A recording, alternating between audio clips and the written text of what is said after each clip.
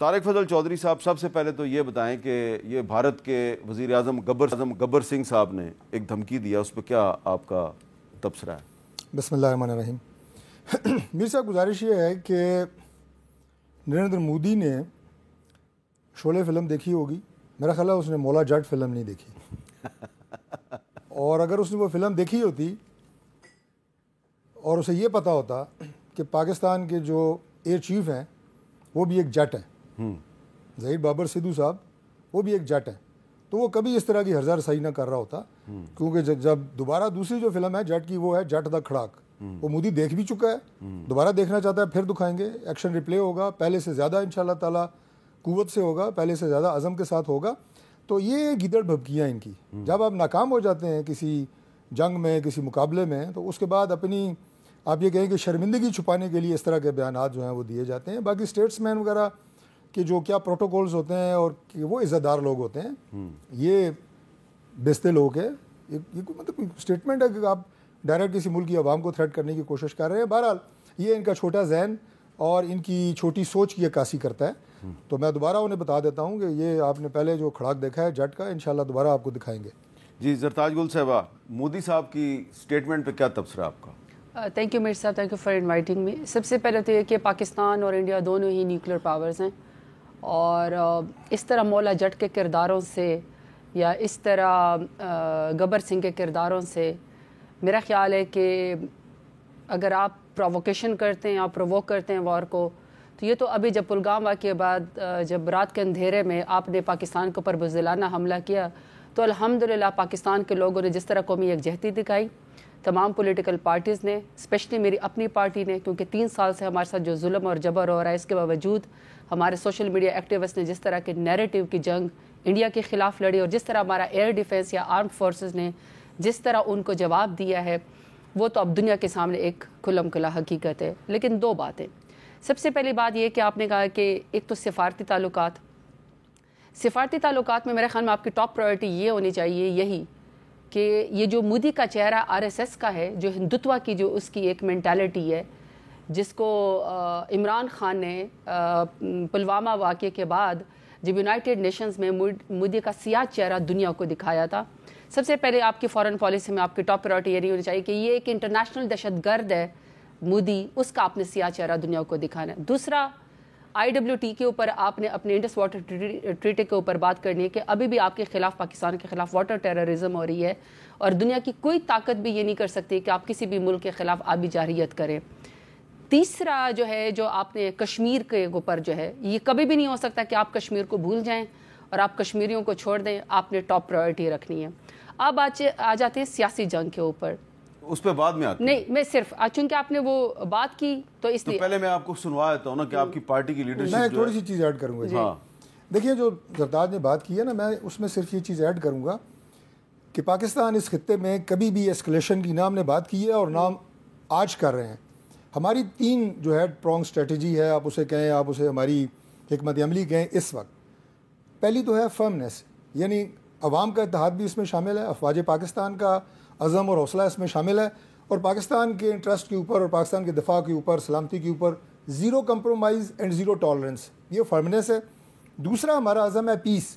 آپ نے field marshal Asim Munir صاحب کی ہر تقریر جو 10 مئی کی بات کی ہے، اس میں آپ دیکھیں انہوں نے کہا ہے کہ اگر ہمارے اوپر جارحیت مسلط کی گئی، ہم اس کا منہ توڑ جواب دیں گے۔ پیس، ہم امن چاہتے ہیں، ہم جارحیت کے حامی نہیں ہیں، لیکن اس کا جواب ضرور دیں گے۔ اور وہ تیسری ہماری اسٹریٹجی ہے۔ انہوں نے کوئی اعتراض نہیں کیا اس پہ، ایسا کوئی بات نہیں۔ انہوں نے کہا کہ تھوڑا شاید ہم کوئی ایسکلیشن کی باتیں کر رہے ہیں، وہ چونکہ انہوں نے جو بات کی جس انداز سے نریندر مودی نے، تو میں نے ان کی زبان میں جواب دیا۔ باقی وی ڈونٹ وانٹ ایسکلیشن۔ میں زرتاج گل وزیر صاحبہ کو ایک اور بھی کلپ سنانا چاہ رہا ہوں، کیونکہ انہوں نے کشمیر کا ذکر کیا ہے۔ DGI/SPR نے کشمیر کے بارے میں کیا کہا؟ جی زرتاج گل وزیر صاحبہ، واقعی آپ کو لگتا ہے یہ وقت آ گیا ہے کشمیر بنے گا پاکستان؟ دیکھیں، سب سے بڑی بات جو میں نے آپ کو کہا نا کہ آپ نے مودی کا ایک چہرہ انٹرنیشنل دہشت گرد کے اوپر دنیا کو دکھانا ہے، آپ کا سفارتی جنگ ابھی تک ختم نہیں ہونی۔ میرے صاحب، وی ہیو ٹو انڈرسٹینڈ کہ واقعی پاکستان اسکیلیشن نہیں چاہتا، اگر اس ریجن کے اندر امن سے کسی کو خطرہ ہے یا امن کو خطرہ ہے تو وہ مودی کی مینٹالٹی سے ہے. آپ نے دنیا کو یہ بتانا ہے کہ یہ انڈیا جو مودی کی حکومت ہے یہ سٹیبل نہیں ہے. آپ نے سب سے پہلے دنیا کے آگے اس کی ڈس آرمامنٹ کی بات کرنی ہے. اس کو آپ رپ آف کریں اس کی نیوکلر پاور سے, کیونکہ یہ جنونی ہے, یہ کچھ بھی کر سکتا ہے, یہ لاکھوں لوگوں کو لقمہ اجل بنا سکتا ہے. یہ آپ کی ٹاپ پرائیورٹی ہونی چاہیے. بالکل کشمیر بنے گا پاکستان, لیکن اس کے لیے میں آپ کو ایک بات بتاتی ہوں.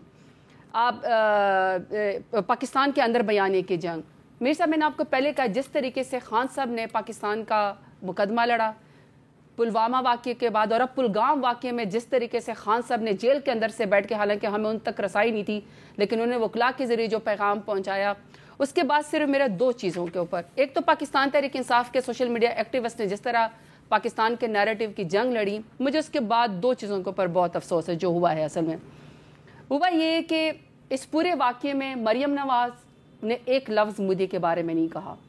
نواز شریف نے لیکن ٹی وی پہ اشتہار تو بہت چلے ہیں پنجاب گورنمنٹ کے. اشتہارات تو خیر ماشاءاللہ کہ آپ کو پتہ ہے کہ وہ تو آج کل وہ لیبارٹریز کے اس کے اوپر جو وہ ہیں اس کے اوپر, اور ہاسپٹلس کے ادھر ہر جگہ وہ تو آپ کو خیر اشتہارات میں آپ کو ترقی نظر آئے گی, اور آپ کو صرف مریم نوازی نظر آئیں گی. لیکن میں آپ کو یہ کہنا چاہتی ہوں کہ اس پورا اس میں جب پورا پاکستان جڑا ہوا تھا, ہر شخص نے مودی کو للکارا اور مودی کا اصل چہرہ بتایا. اگر کوئی خاموش رہا تو وہ نواز شریف تھا, اس نے ایک دفعہ بھی مودی کا ذکر نہیں کیا. مریم نواز ایک دفعہ بھی, جب پنجاب کے اندر لوگ شہید ہو رہے تھے, آپ کو پتہ ہے ہمارے 51 لوگ شہید ہوئے جس میں 11 فوجی ہمارے اہلکار ہیں, باقی ہمارے سویلینز ہیں, یہ سب شہید ہوئے. آپ کو پتہ ہے اس پورے اس کے بعد جب مریم نواز نے تقریر کی تو اس نے کیا کہا؟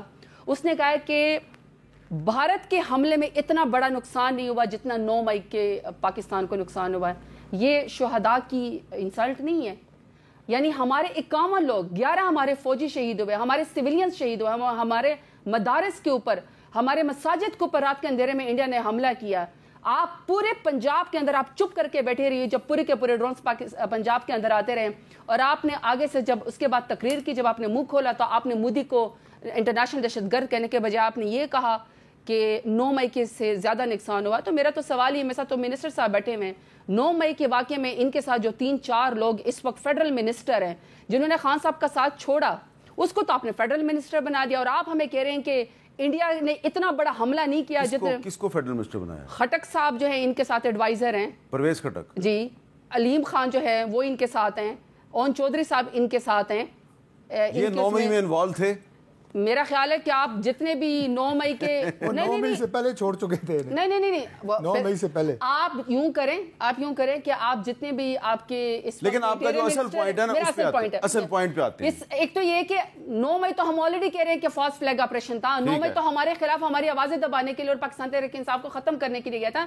میرا سوال یہ کہ جب آپ کہہ رہے ہیں نا کہ کشمیر بنے گا پاکستان, جب آپ کہہ رہے ہیں کہ آپ نے پاکستان کا مقدمہ لڑنا ہے, آپ کہہ رہے ہیں آپ نے سیاسی طور پر سب نے پاکستان کا ساتھ دینا ہے, ہم نے تو ڈنکے کی چوٹ پہ تکلیف کے بعد بھی ہم نے پاکستان کا ساتھ دیا ہے کیونکہ پاکستان ہمارا ملک ہے. لیکن آپ کو کس نے حق دیا کہ آپ نیشنل یونٹی کے نام پہ آپ جو مودی جیسے دہشت گرد کو آپ جہاں وہ کلین چٹ دے دیں, وہ آج بھی آپ کو للکار رہا ہے. اچھا چلیں, وہ شہریوں کو للکار ہے, اور آپ اپنے شہریوں پہ کہہ رہے ہیں کہ 51 شہری جو شہید ہوئے, اب اس کا جواب لے لیں جی. اور 9 مئی سب سے بڑا واقعہ ہے. میرے صرف یہ سوال ہے, جو سوال یہ کر رہی ہیں, یہ جس موضوع پہ انہوں نے بات کی ہے وہ حقیقت کے بالکل منافی ہے.